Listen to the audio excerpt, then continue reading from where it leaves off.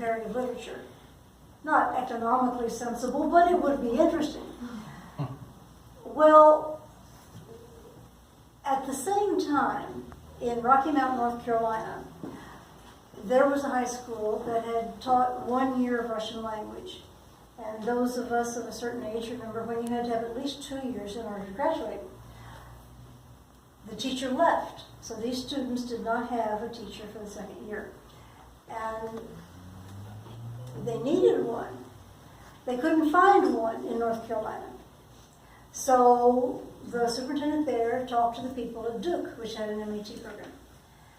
And Duke was looking at me anyway, and so all of a sudden somebody from Duke started recruiting me.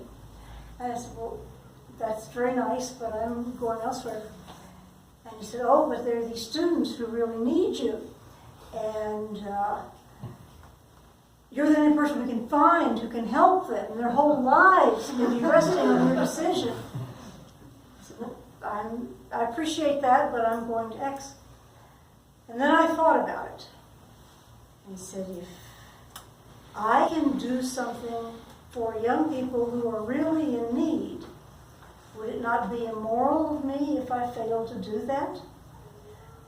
Duke also offered me a fellowship. So I decided to go.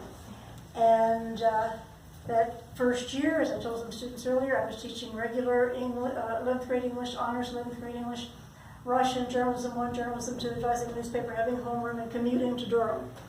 You'd never do that now. When I was 21, he said, this is the job, so you do the job.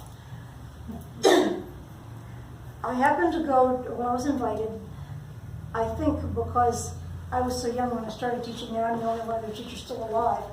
So I got invited to their union, 53 union, and the Russian students were telling me how they had used their language skills at the Air Force Academy, for private companies, a number of different things. It was just thrilling. And that started back here. I'm still in touch with those students, which is testimony to the fact that a major in something as interesting as this can lead to lifelong ties.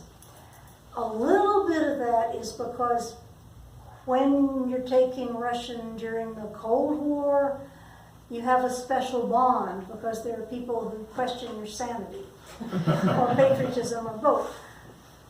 But it's nice to be there, and that's a kind of unusual thing because that has affected my entire life. I never thought of teaching a high school class. And I really only did that for a couple of years. But it was a fabulous experience and really helped me develop as a human being. So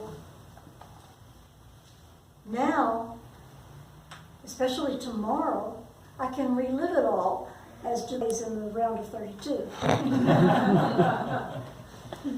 That's basketball for those who know. Kristen, can I ask you just to talk about your current film project?